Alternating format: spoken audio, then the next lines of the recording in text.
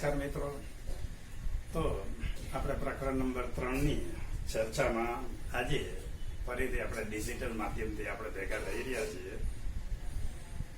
આપણે છેલ્લે છૂટા પડ્યા ત્યારે જે ટોપિકની ચર્ચા કરી હતી એની અંદર આપણે જોયું હતું કે ફલન અને ગર્ભસ્થાપનની ક્રિયા કઈ રીતે થાય છે. ફલનની અને ગર્ભસ્થાપનની જે પ્રક્રિયા જે છે એ આપણે નામ નિર્દેશિત આકૃતિ દોરી અને એની સંપૂર્ણ જાણકારી આપણે મેળવી હતી. તો એની ડિટેલમાં એને ગુજકેટ માટે, નેટ માટે એનામાં નાનામાં નાના પાસા શું છે, એમાંથી કયા કયા ટૂંકા ટૂંકા પ્રશ્નો ઉદ્ભવે છે, એ પ્રશ્નો અને એના જવાબની ચર્ચા આપણે એ વખતે કરેલી. તમને બહુ સારી રીતે સમજાઈ ગઈ હશે. હવે આજે મિત્રો ફરીથી આગળ આપણે જે ટોપિક જવાનો છે એ ગર્ભધારણ એટલે ગર્ભાવસ્થા અને ગર્ભ વિકાસ એ ટોપિક ઉપર ચર્ચા કરવાની છે. તો ગર્ભાવસ્થા એટલે ગર્ભધારણ અને ગર્ભાવસ્થા એના વિશે આપણે જાણકારી મેળવવાની છે. તો ગર્ભ વિકાસ વિશે આપણે જોઈશું. અને બીજો ક્વેશ્ચન એ છે કે ગર્ભાવધિ કાળ દરમિયાન સ્ત્રીઓની અંદર જે અંતઃસ્ત્રાવી જે ફેરફાર થાય છે, અંતઃસ્ત્રાવો સર્જાય છે, કયા કયા અંતઃસ્ત્રાવો છે, એની શું ભૂમિકા છે, એનાથી શું ગર્ભાવધિ વિકાસની અંદર, ગર્ભ વિકાસની અંદર મદદરૂપ થાય એવી બાબતો તેની અંદર આવેલી છે. સમજાઈ ગયું મિત્રો? હવે તો હવે આપણે એની ચર્ચા આપણે આગળ ઉપર આપણે જોઈશું. તો છેલ્લે આપણે જોયું હતું મિત્રો કે ચુંબકીય ઇથમસ જોડાણ સ્થાને શુક્રકોષ અંડકોષનું સંમિલન થઈ અને દ્વિકીય યુગ્મન સર્જાય છે. 46 રંગસૂત્ર વાળો બેવડા રંગસૂત્ર જોડીમાં ધરાવતો એટલે 2n એટલે દ્વિકીય જે ભ્રૂણ જે છે, યુગ્મન જે છે એ સર્જાય છે. તો આ ફલિતાંડ એ આપણે જોઈ ગયા કે દરેક બહુકોષી સજીવનો સર્વપ્રથમ કોષ છે. એમાંથી બાળકનું સજીવનું સર્જન કઈ રીતે થાય છે એ હવે આપણે ગર્ભાવધિ કાળ દરમિયાન જોવાનું છે. તો સર્વપ્રથમ કોષને શું કીધું? ફલિતાંડ 2n છે. હવે આ ફલિતાંડ ધીમે ધીમે અંડવાહિનીમાંથી ગતિ કરીને ક્યાં આવે છે? ગર્ભાશયની અંદર આવે છે મિત્રો. આ ગર્ભાશયની અંદર આવે એ દરમિયાન એની અંદર સમવિભાજનની ક્રિયા ચાલુ થાય છે, જે એક કોષ વિભાજનનો પ્રકાર છે. તો 1 માંથી 2 કોષ બને છે, 2 માંથી 4, 4 માંથી 8, 8 માંથી 16 કોષી ગર્ભ સર્જાય છે. આ 8 કે 16 કોષી ગર્ભને આપણે શું નામ આપ્યું હતું? ગર્ભકોષ્ઠ કોષોના સમૂહ તરીકે ઓળખતા હતા, અથવા એને મોરુલા અવસ્થા તરીકે પણ ઓળખીએ છીએ. આ મોરુલા અવસ્થા અને ગર્ભકોષ્ઠ કોથળીના જે કોષો સર્જાય, આ ઈ આકૃતિની અંદર 8 કોષી, એફ આકૃતિની અંદર 16 કોષી, એ કેવા છે? મોરુલા અવસ્થા. ત્યારે આ જે ફલિતાંડ જે છે, આ જે ગર્ભ છે, એ હવે ક્યાં આવે છે? ગર્ભાશયની અંદર આવે છે. અને પછી ગર્ભકોષ્ઠ કોષોનો જે સમૂહ છે એ ગર્ભકોષ્ઠ કોથળીમાં રૂપાંતરિત થાય છે. અને એ કોથળીમાં બહારની બાજુએ પોષક કલાના કોષો અને અંદરની બાજુએ અંતઃકોષનો સમૂહ આવેલો હોય છે. તો બહારની બાજુએ શું આવેલું હોય છે? પોષક કલાના કોષો, અને અંદરની બાજુએ શું આવેલું હોય છે? અંતઃકોષ સમૂહ. તો એમાં બહારનો જે પોષક કલાના કોષો જે છે એ ગર્ભના સર્જનમાં, બાળકના સર્જનમાં ભાગ લેતા નથી. એની ભૂમિકા જુદી છે. પણ અંતઃકોષ ગર્ભ સમૂહ જે છે એ બાળ જન્મભૂમિની અંદર બહુ મહત્વનો અગત્યનો ભાગ ભજવે છે. સમજાય ગયું મિત્રો? હવે આપણે જોઈએ કે પોષક કલાના કોષો એન્ડોમેટ્રિયમ તરફ ગોઠવાય છે. ગર્ભાશયની અંદર આપણે જોયા હતા કે 3 સ્તર હોય છે. સૌથી બહારની બાજુ રક્ષણાત્મક કયું હોય છે? એપિમેટ્રિયમ. સૌથી અંદરની બાજુએ વલયાકાર જે હોય છે, ગડીમય સ્તર, એને આપણે શું કીધું હતું? એન્ડોમેટ્રિયમ, જેમાં ગર્ભનું સ્થાપન થાય છે. અને એ બેની વચ્ચે જે છે માયોમેટ્રિયમ, જે આપણે પ્રસૂતિની જે ક્રિયા કરીશું, ગર્ભ નિકાલ પરાવર્તનની ક્રિયાનો અભ્યાસ કરીશું આવતીકાલે, ત્યારે એના વિશે આપણને વધારે જાણકારી મેળવવાનું આપણને ખ્યાલ આવશે.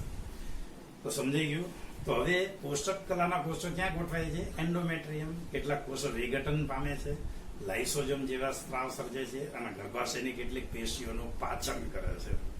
અને જે ખાડા વાળો ભાગ ગોઠવાય એ તરફ અંતઃ ગર્ભકોષ સમૂહ ગોઠવાય છે એની અંદર. અને એ જે એની અંદર જે ગોઠવાય છે જે અને પછી બાકીનો આગળ ગર્ભાવધિ કાળ ગર્ભ વિકાસ કેવી રીતે થાય છે એ આજે આપણે આગળના ટોપિકની અંદર એટલે ગર્ભધારણા, ગર્ભાવસ્થા, ગર્ભ વિકાસની અંદર જોવાનું છે. તો ફરીથી તમને કહી દઉં, પોષક કલાના કોષો કેટલીક પેશીઓને પચાવે છે, એન્ડોમેટ્રિયમને અંતઃ કોષ સમૂહ તરફ ગોઠવાય છે અને પછી ગર્ભાશયની પેશી વિકાસ પામીને ગર્ભને આંશિક રીતે ઘેરી દે છે. આ ક્રિયાને આપણે શું કીધું હતું? ગર્ભનું સ્થાપન. બરાબર ખ્યાલ આવી ગયો મિત્રો? સારું. હવે આગળ શું થાય છે એ જોવા જેવું છે. તો આગળની પ્રક્રિયાનો આપણે અભ્યાસ કરીએ. તો અહીંયા ગર્ભ સ્થાપન પછી એનો ગર્ભ વિકાસ કેવી રીતે થાય છે એ બાબત આકૃતિ દોરીને સમજાવેલી છે. તો અહીંયા આ સ્ત્રીના ગર્ભાશયની પેશીઓ દેખાડેલી છે. આ એની અંદરનું એન્ડોમેટ્રિયમ છે, જેમાં તમે ગર્ભ અને એની જુદી જુદી અવસ્થાઓ જોઈ શકો છો.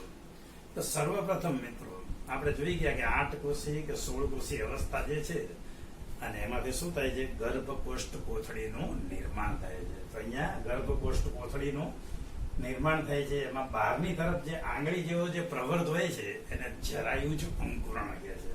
તો આંગળી જેવો જે પ્રવર્ત છે એને શું કહે છે? જરાયુજ અંકુરણ તરીકે ઓળખવામાં આવે છે. તો જરાયુ અંકુરણ તરીકે એને ઓળખવામાં આવે છે. આ જરાયુ અંકુરણ અને ગર્ભાશયની પેશી ભેગા મળીને જરાયુની રચના થાય છે. જરાયુનું અંકુરણ, આંગળી જેવો પ્રવર્ત છે એને શું કહેવાય? જરાયુ અંકુરણ. અને ગર્ભાશયની પેશીઓ બે ભેગા મળીને શેની રચના કરે છે? જરાયુમાં રૂપાંતરિત થાય છે. આ જરાયુ અને પછી ગર્ભ વચ્ચે આ જરાયુ છે અને આ ગર્ભ છે. આ શું છે મિત્ર? ગર્ભ છે.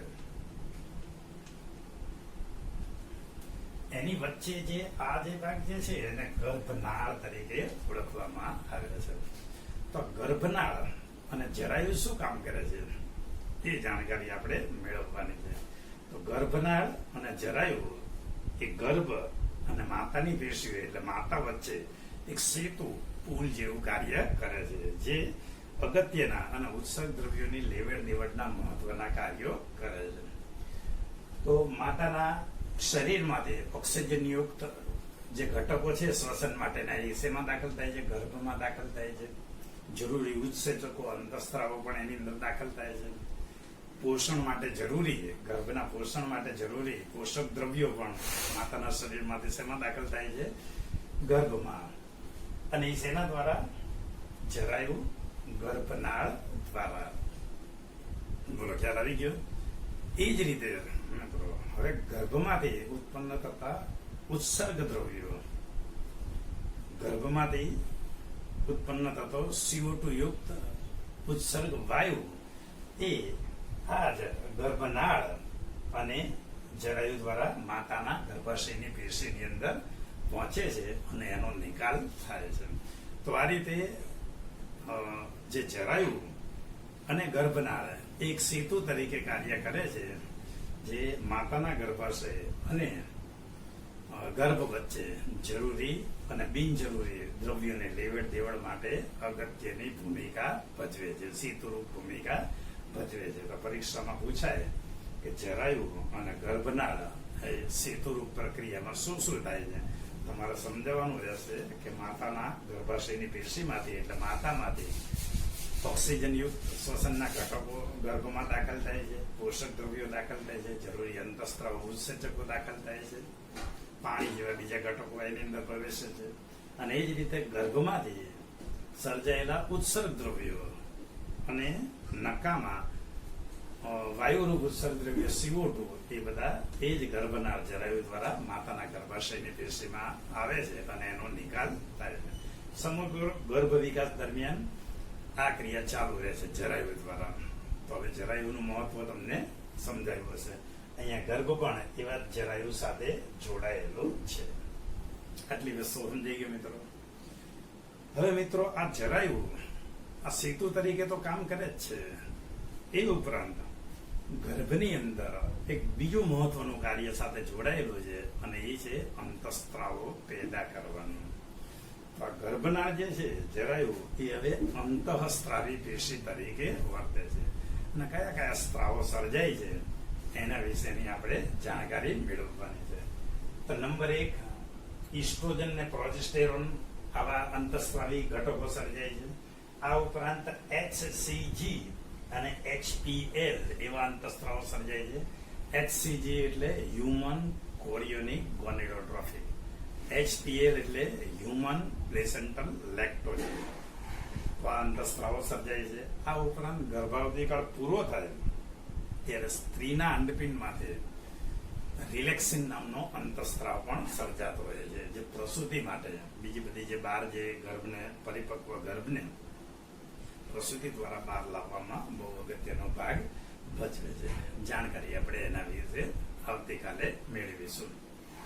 તો સમજી ગયું મિત્રો, ઇસ્ટ્રોજન, પ્રોજેસ્ટેરોન, HCG, HPL સર્જાય છે. HCG નું પૂરું નામ હ્યુમન કોરિયોનિક ગોનેડોટ્રોફિન્સ, HPL હ્યુમન પ્લેસેન્ટલ લેક્ટોજન.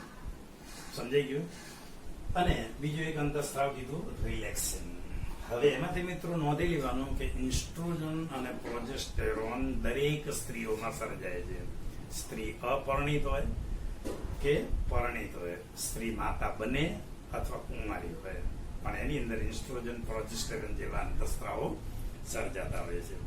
પણ આ HCG એટલે હ્યુમન કોરિયોનિક ગોનેડોટ્રોફિન, HPL હ્યુમન પ્લેસેન્ટલ લેક્ટોજન અને બીજો કીધો રિલેક્સિન, આ 3 અંતઃસ્ત્રાવો સ્ત્રીના જીવનમાં ત્યારે જ સર્જાય છે જો સ્ત્રી ગર્ભવતી થાય તો. જીવનભર આયુષ્ય એનું જે જીવન ચક્ર પૂરું કરે 100 વર્ષનું હોય કે 80 વર્ષનું, જો સ્ત્રી ગર્ભવતી ના થાય તો આ HCG, HPL અને રિલેક્સિન નામના અંતઃસ્ત્રાવો એના શરીરમાં ક્યારેય સર્જાતા નથી, પણ ઇસ્ટ્રોજન, પ્રોજેસ્ટેરોન સર્જાય છે. સમજી ગયું મિત્રો. આ સિવાય બીજા 3 અંતઃસ્ત્રાવો છે. કોર્ટિઝોલ છે, પ્રોલેક્ટિન છે, થાઇરોક્સિન છે. તો કોર્ટિઝોલ, પ્રોલેક્ટિન અને થાઇરોક્સિન જેવા અંતઃસ્ત્રાવોનું પ્રમાણ પણ વધે છે. તો આ બધા અંતઃસ્ત્રાવો ભેગા મળી શું કાર્ય કરે છે? તો ગર્ભ વિકાસ માટેનો આધાર છે. કાર્ય નંબર 1 ગર્ભ વિકાસ માટેનો શું છે? આધાર છે. બીજું શું છે? ગર્ભ વિકાસ માટે જરૂરી માતાના શરીરની અંદર ચયાપચયિક ફેરફારો કરે છે, જેમ કે સ્તન ગ્રંથિનો વિકાસ, કોષ વિભાજનની પ્રક્રિયાને ઉત્તેજે, કોષ વિભેદનની પ્રક્રિયાને ઉત્તેજે, અંગ જનન થાય, આકાર જનન થાય, જેના વિશેની જાણકારી હવે આપણે મેળવીશું. તો આ બધી ક્રિયાઓ શેમાંથી થતી હોય છે મિત્રો? અંતઃસ્ત્રાવોની ક્રિયાના કારણે. તો ગર્ભાવધિકાળનો આધાર છે, ગર્ભ વિકાસમાં પાયારૂપ છે, કોષ વિભાજન અને કોષ વિકાસની પ્રક્રિયા કરી અને કોષ વિભેદન અને કોષ વિકાસની જે વિભાજનની જે પ્રક્રિયા છે એના દ્વારા ગર્ભની અંદર વિકાસની પ્રક્રિયાને એ ઉત્તેજે છે અને એના લીધે ગર્ભનો વિકાસ સરળ રીતે, સારી રીતે, જે રીતે થવો જોઈએ એ રીતે થાય છે. તો આગળ આપણે જોઈશું.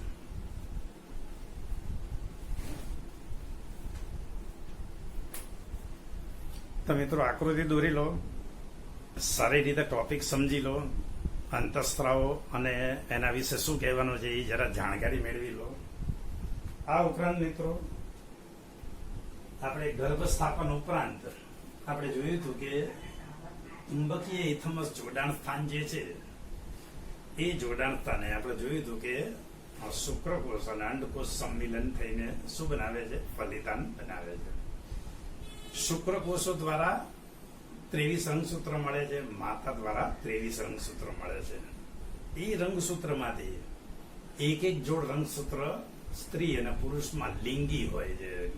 સ્ત્રી અને પુરુષમાં મિત્રો કેટલા જોડ રંગસૂત્રો આવેલા હોય છે? 23 જોડ રંગસૂત્ર. એમાંથી 22 જોડ કેવા છે? દૈહિક, અને 1 જોડ કેવા છે? લિંગી. દૈહિક કોષો હોય છે, દૈહિક રંગસૂત્રો હોય છે, એ દૈહિક શરીરના અંગોના વિકાસ માટે કારણભૂત છે, જેમ કે આંખનો વિકાસ, નાકનો વિકાસ, હૃદયનો વિકાસ, પેશીઓનો વિકાસ, અસ્થિતંત્રનો વિકાસ વગેરે. તો દૈહિક કોષના વિકાસની પ્રક્રિયા સાથે જોડાયેલા હોય છે. પણ 23મી જોડનું જે રંગસૂત્ર જે છે લિંગીપણું, એ ગર્ભ નર બનશે કે માદા બનશે, પુરુષ બનશે કે સ્ત્રી બનશે, એનું નિર્ધારણ કરે છે, લિંગનું નિર્ધારણ કરે છે. તો એ રંગસૂત્ર કયું છે? 23મું. તો 23મું રંગસૂત્ર સ્ત્રીની અંદર શું હોય છે? XX. સ્ત્રીની અંદર શું હોય છે? XX. અને પુરુષની અંદર શું હોય છે? XY. સમજાઈ ગયું? તો આ લિંગી રંગસૂત્ર હોય છે. હવે આપણે મિત્રો એ જોઈ ગયા કે આ લિંગી રંગસૂત્ર અર્ધીકરણની ક્રિયા દરમિયાન, એટલે પુરુષોની અંદર જયારે શુક્રકોષ જનન થતું હોય ત્યારે, માદાની અંદર અંડકોષ જનન થતું હોય ત્યારે, તો એવા વખતે શું થાય છે? અર્ધીકરણ પામે છે. તો અર્ધીકરણ પામે છે એટલે પુરુષ હોય તો માની લો કે X અને Y અર્ધીકરણ થાય તો એક શુક્રકોષ ઉપર X જાય છે, બીજા શુક્રકોષો ઉપર Y જાય છે. એનો મતલબ એમ થયો કે પુરુષની અંદર શુક્રકોષો બે પ્રકારના હોય છે. 50% શુક્રકોષો કેવા હોય છે? જે X રંગસૂત્ર ધરાવતા હોય છે. 50% રંગસૂત્ર કેવા હોય છે? Y રંગસૂત્ર ધરાવતા હોય છે. કેમ કે પુરુષનું લિંગી જનીન બંધારણ કેવું છે? XY. પણ સ્ત્રીનું લિંગી જનીન બંધારણ XX છે. એટલે અર્ધીકરણ પામે તો XX રંગસૂત્ર બંને અંડકોષો ઉપર વહેંચાય છે. એટલે સ્ત્રીઓની અંદર તમામ અંડકોષો કેવા હોય છે? સમાન. કોઈ પણ અંડકોષ લઈ લો એમાં X રંગસૂત્ર જ હોય છે, Y હોતું નથી. પુરુષની અંદર 50% કેવા હોય છે? X અને 50% Y. હવે તમે સમજી શકો છો લિંગીપણામાં નર બાળક એટલે છોકરાની ઉત્પત્તિ માટે, નળ બાળક સર્જાવવા માટે XY જોઈએ. તો તમે સમજી શકો છો કે Y પ્રકારનું જો રંગસૂત્ર ફલિતાન બનવામાં ભાગ લે તો સંતતિમાં શું સર્જાશે? સંતાન નર સર્જાશે, છોકરો સર્જાશે. પણ જો X પ્રકારનું રંગસૂત્ર ભાગ લે એટલે શુક્રકોષ વાળો, જો શુક્રકોષ ભાગ લે X વાળો રંગસૂત્ર ધરાવતો, તો એનાથી પરિણામે જે બાળક સર્જાશે એ કેવું જશે? સ્ત્રી જાતિનું, છોકરીનું સર્જન થશે.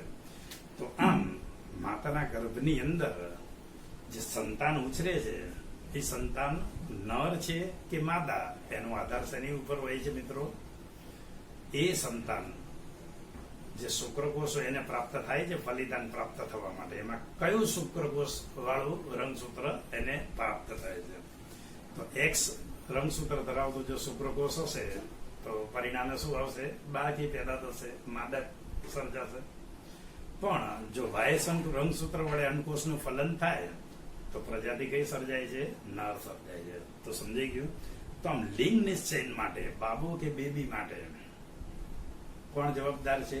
પુરુષ જવાબદાર છે. સ્ત્રી પાસે તો બધા અંડકોષો X પ્રકારના જ છે, એટલે એની અંદર કઈ વેરાયટી નથી, વિવિધતા નથી. પુરુષમાં શુક્રકોષમાં વેરાયટી છે. એટલે નર અને માદાપણા માટે કોણ જવાબદાર છે? પુરુષ જવાબદાર છે.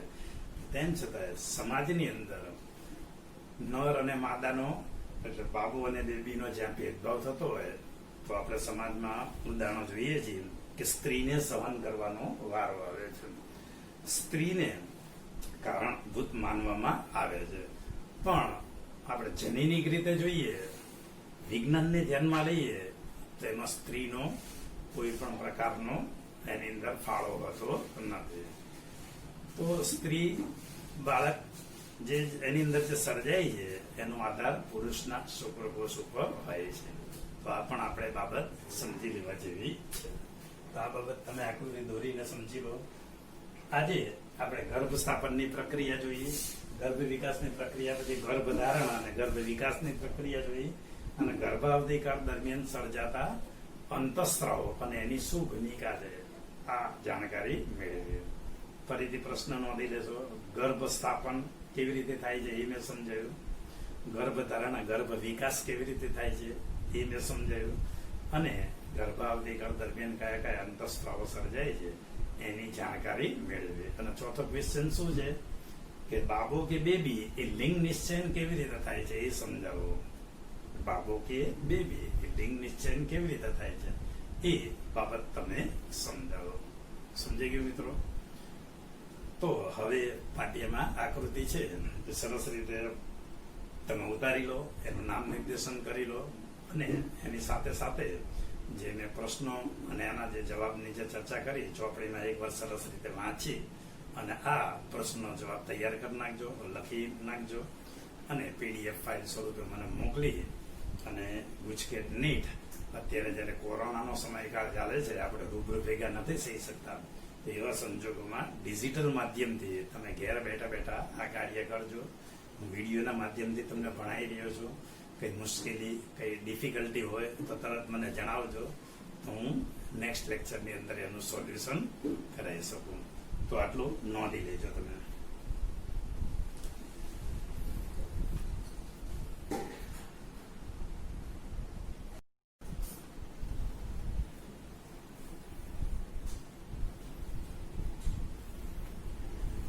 તો મિત્રો, આ સાથે આજે આપણે શું જાણકારી મેળવી કે ગર્ભનું સ્થાપન થાય પછી ગર્ભ વિકાસ કઈ રીતે થાય છે અને ગર્ભ વિકાસની અંદર અંતઃસ્ત્રાવનો ફાળો જોયો. સ્ત્રીમાં નર જાતિ, માદા જાતિ, બાબો કે બેબી કઈ રીતે થાય છે એને લગતી જાણકારી આજે આપણે મેળવી. હવે આવતીકાલે આપણે આ જે પ્રકરણ નંબર 3 છે એનો અંતિમ ટોપિક જોઈશું અને એ છે પ્રસૂતિ અને દુગ્ધસ્ત્રાવ. આવતીકાલે એ ટોપિક ભણી જાય, એનો તમે વિડીયો જોઈ લો, એનું લેસન કરી લો, સંપૂર્ણ પૂરું થઈ જાય પછી આપણે નિયમ બનાવ્યો છે એ પ્રમાણે આપણે એની વીકલી ટેસ્ટ લઈશું, ક્લાસ ટેસ્ટ લઈશું અને પ્રકરણ નંબર 3 નો ટેસ્ટ લઈ અને હું તમને જે ક્વેશ્ચન પેપર મોકલું એના જવાબો તમારે મને PDF ફાઇલ બનાવીને મોકલી દેવાના રહેશે. તો આટલું સમજાઈ ગયું.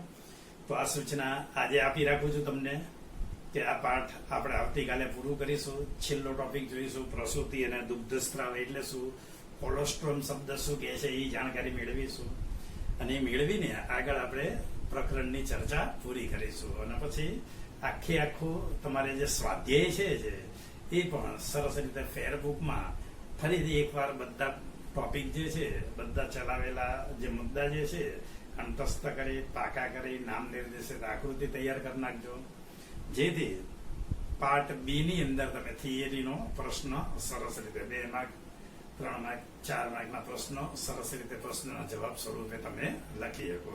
તો સમજાઈ ગયું. તો આજે હવે આપણે ગર્ભ વિકાસ માસવાર કઈ રીતે થાય છે આપણે જોયું કે ગર્ભ સ્થાપનથી પરિપક્વ ગર્ભ વચ્ચેનો જે સમયગાળો છે એને ગર્ભ વિકાસ તરીકે અથવા એને શું કહે છે એ ગાળાને આપણે ગર્ભ વિકાસ તરીકે આપણે ઓળખીએ છીએ. તો આ જે ગાળો જે મિત્ર છે ગર્ભ વિકાસનો એ જુદા જુદા સજીવોમાં કેવી રીતે હોય છે. તો માણસની અંદર આપણે જોઈ ગયા કે 9 માસનો ગર્ભાવધિકાળ હોય છે, એટલે કે 270 દિવસનો હોય છે ગર્ભાવધિકાળ. પણ કૂતરાની જાતિની અંદર એ 58 થી 68 દિવસનો હોય છે. કૂતરામાં 58 કે 68 દિવસનો હોય છે. બિલાડીમાં સામાન્ય રીતે 58 થી 67 દિવસનો ગર્ભાવધિકાળ હોય છે અને પછી બિલાડી એના બચ્ચાને જન્મ આપતી હોય છે. એશિયન હાથી એટલે આપણા ભારતની અંદર જે હાથી જોવા મળે છે એ હાથીની અંદર જે ગર્ભાવધિકાળ છે એ 18 થી 22 મહિનાનો હોય છે. એટલે લગભગ એમ કેવું હોય તો કહેવાય કે 1.5 થી 2.5 વર્ષનો ગર્ભાવધિકાળ હોય છે અને પછી હાથી જે છે જે માદા હાથી છે એના બચ્ચાને જન્મ આપે છે. તો જુદા જુદા પ્રાણીઓની અંદર ગર્ભાવધિકાળ કેવો હોય છે એ જાણકારી આપણે તમને આપે. હવે ગર્ભ વિકાસ દરમિયાન માસવાર કયા કયા અંગો બને છે, કયા કયા આકાર બને છે, તો અંગજનન આકાર જનનની ક્રિયા સમજવાની છે. તો કયા પ્રશ્નની ચર્ચા કરીએ છીએ મિત્રો? માસ એટલે કે મહિના પ્રમાણે ગર્ભ વિકાસ અંગજનનની ક્રિયા સમજાવો. નરની અંદર 4 અઠવાડિયાનો ગર્ભ વિકાસ થાય એટલે કે પ્રથમ માસ દરમિયાન હૃદયનું નિર્માણ થાય છે. શું થાય છે? હૃદય બની જાય છે. તો બાળક જે ગર્ભાશયની અંદર સર્જાય છે અને એની અંદર હૃદય નિર્માણની પ્રક્રિયા ક્યારે થઈ જાય? પ્રથમ 4 માસના ગર્ભાવધિકાળ દરમિયાન. તો હૃદય સર્જાય છે, હૃદય ધબકવાનું શરૂ થઈ જાય છે અને એ હૃદય ધબકવાની જે ક્રિયા છે એ ગાયનેક ડોક્ટર, સ્ત્રી રોગ નિષ્ણાત સ્ટેટોસ્કોપ દ્વારા એ બાળકના ધબકારા સાંભળી શકે છે. બીજી રીતે કહેવું હોય તો એમ કહેવાય કે ધબકારા છે એનો મતલબ એમ કે ગર્ભાવધિકાળ ચાલુ છે, ગર્ભ વિકાસ ચાલુ છે, બાળક જીવિત છે. તો એ ધબકારા જે હોવાની જે નિશાની છે એ કેવું છે, ગર્ભાવધિકાળ સરસ રીતે તેના વિકાસ તરફ આગળ વધી રહ્યો છે. જો આ ધબકારા સંભળાય નહીં તો સમજી શકાય છે કે હૃદય સર્જાયું છે અને ધબકારા થતા નથી, અથવા શરૂઆતમાં ધબકારા થતા હશે કોઈ પણ રીતે હૃદય પછી બંધ પડી ગયું, તો એવા વખતે ગાયનેક ડોક્ટર સ્ત્રીને જણાવે છે કે બાળક વિકાસમાં શોર્ટ થઈ ગયું છે, એટલે એનો વિકાસ જેટલો થયો તો એટલો થઈ ગયો છે, પછી આગળ કોઈ પણ કારણસર અટકી ગયો છે, તો પછી એ ગર્ભને બહાર કાઢી નાખવો પડે છે એમટીપી દ્વારા, મેડિકલ ટર્મિનેશન ઓફ પ્રેગ્નન્સી, કૃત્રિમ ગર્ભપાત દ્વારા. પણ સામાન્ય રીતે હૃદય સર્જાય અને એના ધબકારા સંભળાતા રહે તો એ પ્રથમ ગર્ભધારણની નિશાની છે, ગર્ભ વિકાસ સારી રીતે ચાલી રહ્યો છે, ગર્ભ વિકાસની પ્રથમ નિશાની છે. 8 અઠવાડિયા દરમિયાન એટલે કે 2 માસની અંદર, એટલે બીજા મહિનાની અંદર એના ઉપાંગો અને આંગળીઓ સર્જાય છે, એટલે 2 હાથ અને 2 પગનું સર્જન થાય છે અને એની અંદર આંગળીઓ જેવા ભાગો સર્જાય છે. ચોથા માસના ગર્ભાવધિકાળ દરમિયાન આ બધા જે હૃદય અને અંગો અને ઉપાંગો જે બન્યા હોય એના વિકાસની પ્રક્રિયા ચાલુ રહે છે. 5મા માસે એટલે 20 અઠવાડિયાનો ગર્ભ થાય ત્યારે એના માથા ઉપર વાળ સર્જાય છે, તો એનું શીર્ષ સર્જાયું હોય જેની ઉપર વાળ સર્જનની પ્રક્રિયા થાય. બીજું, ગર્ભનું પ્રથમ હલનચલન જોવા મળે છે. તો બાળક 5 માસનું થાય, 5 માસનો ગર્ભ વિકાસ થાય એટલે શક્તિશાળી રીતે ગર્ભાશયની અંદર આમ તેમ હલનચલન કરતું હોય છે. તો હલનચલન માતા પારખી શકે છે, અનુભવી શકે છે. 6 માસના ગર્ભ વિકાસ દરમિયાન એટલે 24 અઠવાડિયાના ગર્ભ વિકાસ દરમિયાન શરીર ઉપર સૂક્ષ્મ વાળથી ઘેરાય છે. તો સમગ્ર શરીર ઉપર ઝીણા ઝીણા વાળ સર્જાય છે, તો ગર્ભ આખો સૂક્ષ્મ વાળથી ઘેરાય છે. અને બીજી એક ઘટના એ જોવા મળે છે 6 માસના ગર્ભાવધિકાળ દરમિયાન કે ગર્ભમાં રહ્યા બાળક પોપચા ઉગાડે છે, આંખના પોપચા ખોલી અને એની અંદરનું દ્રશ્ય જોઈ શકે છે. 7 અને 8 માસના ગર્ભાવધિકાળ દરમિયાન જે અંગો બન્યા, જે વિકાસની પ્રક્રિયા આગળ વધવાની હોય એ વિકાસની પ્રક્રિયા વૃદ્ધિ પામવાની ચાલુ રહે છે. અને 9 માસનો ગર્ભાવધિકાળ પૂરો થાય એટલે 36 અઠવાડિયા પછી બાળકના અંગોની અંદર, શરીરની અંદર જે શારીરિક વિકાસ થવાનો હોય, જે અંગો થવાના હોય એ સરસ રીતે સંપૂર્ણપણે વિકસિત થઈ ચૂક્યા હોય છે. તો આ રીતે 9 માસનો ગર્ભાવધિકાળ પૂરો થાય પછી પ્રસૂતિ અને દુગ્ધસ્ત્રાવ દ્વારા બાળ જન્મ કઈ રીતે થાય છે આવતીકાલે આપણે જોઈશું. આવતીકાલે જોઈએ, તેની સાથે સાથે પ્રકરણ ટોપિકની ચર્ચા આપણે પૂરી કરીશું. સ્વાધ્યાય તમે સારી રીતે ફેરબુકમાં લખી નાખજો. 2 દિવસ પછી એટલે મંગળવારે કે બુધવારે આ 2 માંથી ગમે તે એક દિવસે આપણે શું છે આની 3જા પાર્ટની ટેસ્ટ લઈશું. હું તમને એક પેપર મોકલીશ જેમાં પાર્ટ A ની અંદર તમારે MCQ સોલ્વ કરવાના રહેશે અને પાર્ટ B ની અંદર થિયરીના પ્રશ્નોનો જવાબ આપવાનો હોય છે. તો હું તમને 30 માર્કનો એક પેપર PDF ફાઇલ બનાવીને મોકલીશ. જે 30 માંથી 30 આવે એવો પ્રયત્ન કરજો. ક્યારે થઈ શકે, ક્યારે આ શક્ય બને કે બધા સ્વાધ્યાય જે એની અંદર જે છે પાકું કરી અને ફરીથી એકવાર લખી નાખો, એની આકૃતિ નામ લીધું હોય તો કોપી 3 વાર પ્રેક્ટિસ કરીને દરેક ટોપિક પાકો કરીને તૈયાર કરી નાખો. પછી તમે પરીક્ષા આપો તો એ દ્વારા આપણો હેતુ એ છે કે પ્રકરણ નંબર 3 તમને સારી રીતે આવડી જાય. પ્રકરણ 2 પૂરું થયું ત્યારે કીધું, પ્રકરણ 3 પૂરું થયું એટલે હું તમને અત્યારે યાદ કરાવું છું મિત્રો કે ડિજિટલ માધ્યમથી આપણે ભણાઈ રહ્યા છીએ, એકબીજા જોઈ શકતા નથી, તમે તમારા ઘેર, હું મારા ઘરે. આ ગાળા દરમિયાન હું જે તમને ભણાવું છું એ તમે જો સરસ રીતે પ્રકરણ વાઇઝ તૈયાર કરતા રહેશો તો ખરેખર બોર્ડની પરીક્ષા 1 વર્ષ પછી માર્ચ એપ્રિલમાં આવતા વર્ષે લેવાશે તો તમારે છેલ્લી ઘડીએ દોડાદોડી કરવી પડે ને ઘણો બધો ટોપિક, ઘણો બધો કોર્સ છે એ ધીમે ધીમે તૈયાર કરો તો MCQ એના જે નીટમાં કે ગુજકેટમાં સોલ્વ કરવામાં કોઈ તકલીફ પડે નહીં. થિયરીનો જે મહાવરો કરી અને એની જે પરીક્ષા દેવાની છે બોર્ડની એમાં પણ તમને મુશ્કેલી થાય નહીં. તો ટેસ્ટ પહેલા બરાબર સરસ રીતે તૈયારી કરી નાખજો. આકૃતિ દોરી લો.